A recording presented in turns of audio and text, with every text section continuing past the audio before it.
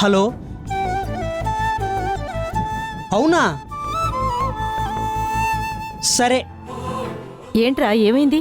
College నుంచి phone నానమ్మా, వదిన యూనివర్సిటీ ఫస్ట్ వచ్చిందంట.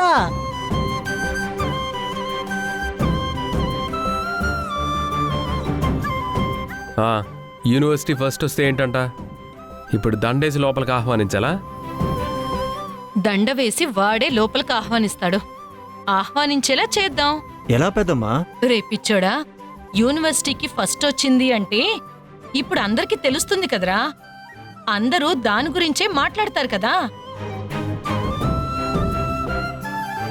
అదిప్పుడు యూనివర్సిటీకి ఫస్ట్ వచ్చిందని మీడియా టీవీలో మాట్లాడే బదులు ఆ మీడియానే ఇంటికి పిలిస్తే?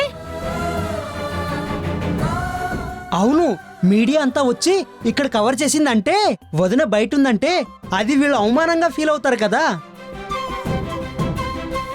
ఫైనల్గా ఏంటి మీరు ఇప్పుడు చెప్పేది? రే, మేం చెప్పేది ఏమీ లేదురా. పల్లవి యూనివర్సిటీ ఫస్ట్ వచ్చింది, మీడియా వాళ్ళంతా వస్తున్నారు. వాళ్ళు ఇక్కడికి ఎందుకు వస్తున్నారు? యూనివర్సిటీ ఫస్ట్ వచ్చిందంటే అప్రిషియేట్ చేయడానికి రారా? వాళ్ళు వస్తున్నారు. వాళ్ళు వచ్చినప్పుడు పల్లవి ఇంటి బయట నిలబడిందనుకో, ఏంటి అని క్వశ్చన్ చేస్తారు.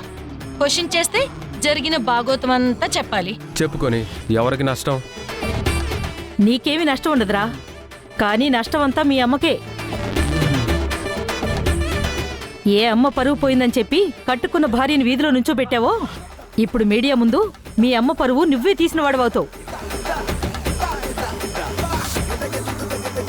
అవునే, కోడల్నే సరిగ్గా చూసుకోలేని దానివి ఇక స్టూడెంట్స్ ఏం చూసుకుంటావు? ఈవిడొక కాలేజీకి హెడ్, ఈవిడది ఒక కాలేజీనా అంటారు. ఇది మీడియా అంతా కవర్ చేస్తుంది.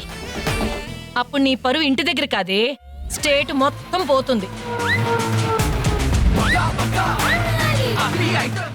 పర్వాలేదులే, పరువు పోతే మనకేంటి, మనకి పంతం ముఖ్యం.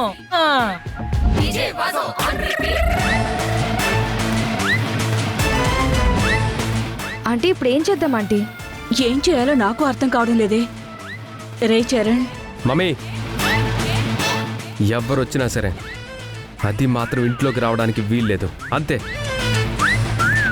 నాన్న చరణ్, అయ్యో ఇదెక్కడ గొడవే? వీళ్ళు చూస్తేనేమో రానివ్వనంటున్నాడు. మీడియా వాళ్ళొస్తే మొత్తం కంపైపోతుంది. ఏం చెయ్యాలో ఏంటో అర్థం కావడం లేదు.